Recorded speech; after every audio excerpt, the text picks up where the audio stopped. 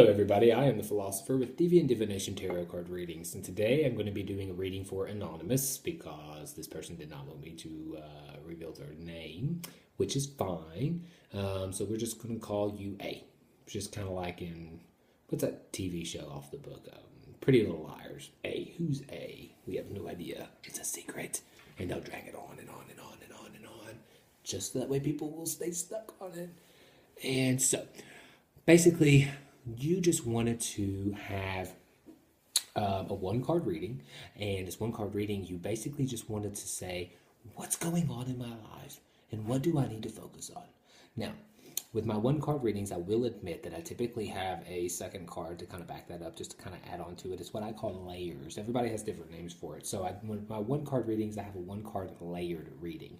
And you'll kind of see what that means here in just a moment. So the first thing we're going to do is we're going to shuffle the deck. Now, to make sure that everything is random, because I like to read reverse, because I think that not reading reversed is kind of like only reading one side of a page in a book. There's a second side for a reason, so read it, right? Because it's going to leave out a whole bunch of information that if you just read the front page all the way through a book, you're not going to get the whole story. You'll get the idea, but you're not going to get the whole story. So basically, the easiest way to do this is because I've kind of wore my cards out a little bit. They're kind of getting warped, and then it makes it kind of hard to shuffle and everything. So, but that's all right because me and my cards love each other. So don't worry if you feel offended seeing me treat my cards bad or whatever, because they like it rough. So we're just gonna kind of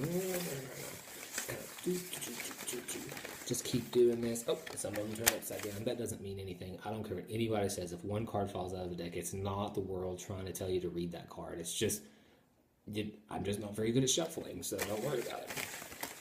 Okay, so I've got all these shuffled, and I'm basically just going to pick one card. How about this one? Let's see what it is. Three of Swords.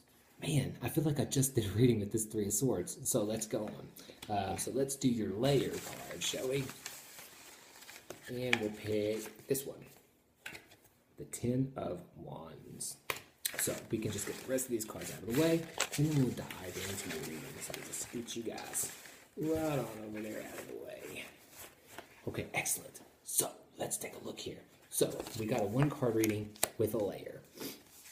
And your card is a Three of Swords in reverse. I swear I just did a reading that had a Three of Swords in reverse, and I totally shuffled the deck, so I don't know what's going on here. Maybe it's a sign for me. Maybe I've got a Three of Swords issue going on here, some mind issues. So basically, with the Ten of Wands here and the Three of Swords, the Ten of Wands is the layered card, so it kind of gives me a little bit of additional information on this Three of Swords, because with one card readings, it's kind of hard to kind of just generalize this. It's basically, if I just have one card, I feel like I'm just giving you the definition of the card, and it's really not doing any good for you. So I do the layer, and it gives me a little bit of background information. Now, if you look at my previous video, you'll see where I talked to the person before about the Three of Swords, meaning that there's some issues going on between a past relationship in which they have some turmoil, and there's a mutual friend involved, and there's three people. But in your reading, because I have the Ten of Swords in here that's upside down, this, not swords, wands, the Ten of Wands is telling me that you are having difficulty reaching the end of a destination. So basically, the Ten of Wands, when it's in an upright position, it means that you are about to reach your goal. Everything you've been working towards is about to come to an end in a positive way.